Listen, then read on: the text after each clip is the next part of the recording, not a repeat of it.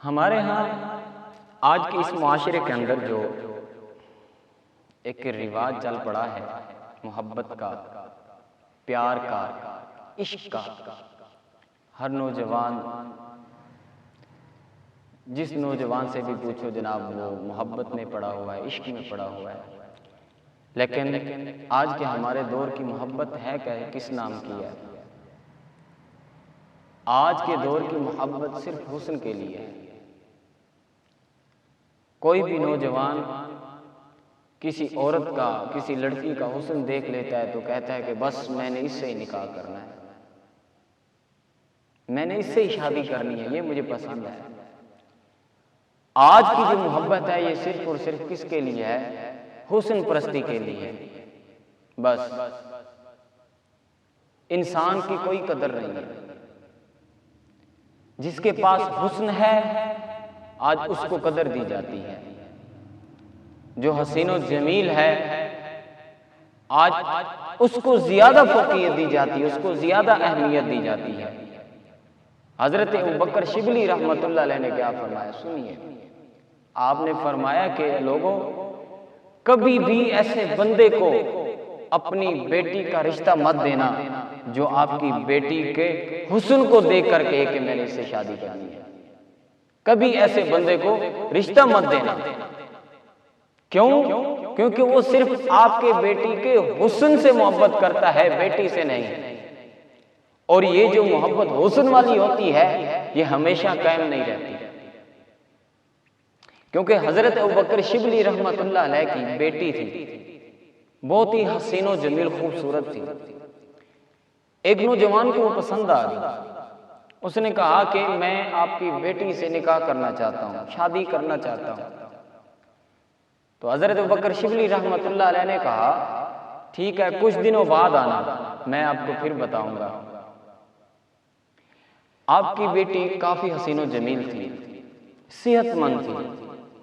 نوجوان چلا گیا تو حضرت ابوبکر شبلی رحمۃ اللہ علیہ نے اپنی بیٹی کو ایک دوائی دی جس کی وجہ سے وہ بیمار پڑ گئی۔ وہ بیمار پڑ گئی، اسے پخانے لگے، اور جب بھی اس کو پخانا آتا تو حضرت ابوبکر شبلی رحمۃ اللہ علیہ اسے ایک لوٹے کے اندر جمع کر لیتے، جب بھی پخانا آتا اسے جمع کر لیتے۔ تو کچھ ماہ تک وہ بیمار رہی، اس کی جو خوبصورتی تھی وہ کچھ ختم ہو گئی، کمزور پڑ گئی، صحت مند تھی کمزور ہو گئی، ہڈیوں کا ڈھانچہ بن گئی۔ وہ نوجوان آیا تو حضرت ابوبکر شبلی نے کہا تو میری بیٹی سے شادی کرنا چاہتا ہے نا، تو میری بیٹی سے نکاح کرنا چاہتا ہے نا؟ اس نے کہا بالکل حضرت۔ تو حضرت ابوبکر شبلی رحمۃ اللہ علیہ نے کہا آ جاؤ۔ آپ نے اپنی بیٹی دکھائی کہ تو میری اس بیٹی سے نکاح کرنا چاہتا ہے نا، اس سے شادی کرنا چاہتا ہے۔ تو جب اس نے آپ کی بیٹی کی حالت دیکھی کہ وہ حسن بھی نہیں ہے، وہ صحت و تندرستی بھی نہیں ہے، جوانی کے اندر جو لالی آتی ہے وہ بھی نہیں ہے، تو اس نے کہا کہ نہیں میں نے تو اسے شادی کرنی ہی نہیں، میں نے اسے شادی نہیں کرنی۔ تو حضرت ابوبکر شبلی رحمۃ اللہ علیہ نے اس کا ہاتھ تھاما اور آپ کو لے کر گئے، اور وہ لوٹا جس کے اندر اس کا پخانہ جمع تھا تو آپ نے اس کا ڈھکن اٹھایا تو آپ نے کہا تو میری بیٹی سے محبت نہیں کرتا تھا، تو اس سے محبت کرتا تھا، تو اس سے محبت کرتا تھا، میری بیٹی سے محبت نہیں کرتا تھا، یہ تمہاری محبت پڑی ہے۔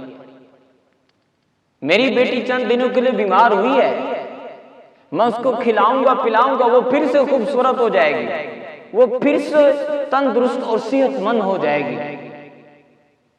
لیکن اے لوگوں اپنی ایسے نوجوان کو، ایسے انسان کو، ایسے بندے کو رشتہ مت دو جو تمہاری بیٹی کا صرف اور صرف حسن دیکھ کر کہے کہ میں نے اس سے شادی کرنی ہے، کیونکہ یہ حسن تو ختم ہو جاتا ہے، ہمیشہ کے لیے نہیں رہتا۔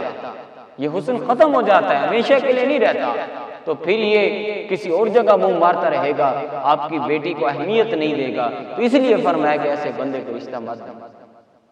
ٹھیک ہے، ایک بادشاہ تھا کافی حسین و جمیل، نوجوان، اور کافی قد کاٹ تھا اس کا، نوجوان تھا، حسین و جمیل تھا، وقت کا بادشاہ تھا۔ اس نے اپنے ارد گرد علاقے پر قبضہ جما لیا۔ جب کافی جگہ پر اس نے قبضہ جما لیا تو ایک بادشاہ تھا جو طاقتور تھا، جو اس کے مقابلے میں آیا۔ اس نے کافی کوشش کی اس کے قلعے کو فتح کرنے کی، لیکن وہ اس کے قابو میں نہ آیا۔ اس نے کہا ہم نے باقی ساری قوتیں ملا کر بھی اس کو ناکام کرنے کی کوشش کی، لیکن وہ قلعے میں بند ہو گیا، لیکن وہ باہر نہیں نکلا۔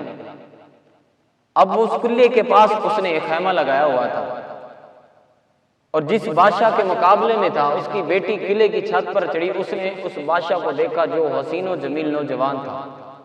جب اس کو دیکھا تو اس نے اس کو کہا کہ اگر تم مجھ سے نکاح کر لو، مجھ سے شادی کر لو، تو میں تم کو بتاتی ہوں حملہ کس طرح سے کرنا ہے، وہ راستہ میں آپ کو بتاتی ہوں۔ اس نے کہا ٹھیک ہے، میں تم سے وعدہ کرتا ہوں، میں تجھ سے شادی کر لوں گا، نکاح کر لوں گا، تو مجھے راستہ بتا۔ اب بیٹی اپنے باپ کو مروانے کے لیے راستہ بتا رہی ہے۔ اب اس نوجوان حسین و جمیل بادشاہ نے راستہ تلاش کیا، راستہ ملا، حملہ کیا اور اس کے باپ کو قتل کر لیا، قلعے کو فتح کر لیا۔ اپنے وعدے کے مطابق اس نے اس لڑکی سے شادی بھی کر لی جس کے باپ کو قتل کیا۔ جب اس کو وہ اپنے محل میں لے کر آیا، کنیز نے بیڈ تیار کیا، اور جب وہ وہاں پر لیٹی سوئی تو رات کے اندر وہ کروٹیں بدل رہی، کبھی ادھر کروٹ بدلتی ہے، کبھی اس طرف۔ تو اس نے پوچھا کہ وجہ کیا ہے، تمہیں سکون کیوں نہیں مل رہا؟ اس نے کہا کہ مجھے کوئی چیز پریشان کر رہی، لگتا ہے بیڈ کے نیچے کچھ ہے۔ جب بیڈ کی تلاشی لی گئی، نیچے سے صرف ایک دھاگا نکلا۔ کیا دھاگا بھی پریشانی دیتا ہے؟ ایک دھاگا نکلا تو اس نے کہا کہ ایک دھاگے سے تم اتنی بے چین ہو، اتنی پریشان ہو؟ اس نے کہا تمہیں نہیں پتا میرے باپ نے میرے ساتھ کتنا پیار کیا ہے، میرا باپ میرا خیال کرتا تھا، وہ میرے کپڑے بھی خود خریدتا، خود پسند کرتا تھا، میرے لیے کھانا پسند کرتا، خود خرید کر لاتا تھا، اور رات کے وقت اس نے ایک ایسا پیمانہ رکھا ہوا تھا اور وہ میرے بستر کو، میرے بیڈ کو چیک کرتا تھا کہیں فرق تو نہیں ہے، میری بیٹی کے آرام میں کہیں خلل نہ آ جائے۔ اللہ اکبر! جب اس بادشاہ نے اس لڑکی کی یہ بات سنی، اس نے کہا کہ اتنا پیار کرنے والا باپ کہ جس نے تمہیں اتنی راحت دی، اتنا سکون دیا کہ ایک دھاگے سے بھی تمہیں فرحت نہیں مل رہی، ایک دھاگا تمہیں بے چین کر رہا ہے، اتنا اس نے پیار دیا ہے، اور تو نے صرف ایک حسن کی خاطر اپنے باپ کو قتل کروا دیا۔ اس نے اپنے غلاموں کو بلایا، کنیزوں کو بلایا کہ اس کو اٹھاؤ اور جا کر لے جاؤ، جلاد کو دے دو، اس کا ایک پاؤں ایک گھوڑے کے ساتھ باندھو اور ایک ہاتھ ایک گھوڑے کے ساتھ باندھو، ایسی سزا دو کہ جس کو اپنے باپ کی قدر نہیں ہے، جس نے اپنے ایسے باپ کی جس نے اتنی محبت کی اس کے ساتھ، اس نے اس کی قدر نہیں کی تو اس نے میری قدر کیا کرنی ہے، اس نے میرے ساتھ کیا وفائی کرنی ہے جس نے اپنے باپ کے ساتھ وفائی نہیں کی۔ تو پتہ چلا کہ جو آج کی محبت ہے وہ کس کے لیے ہے؟ صرف حسن پرستی کے لیے۔ اللہ تبارک و تعالی ہمیں ایسی محبت سے، ایسے پیار سے پناہ عطا فرمائے۔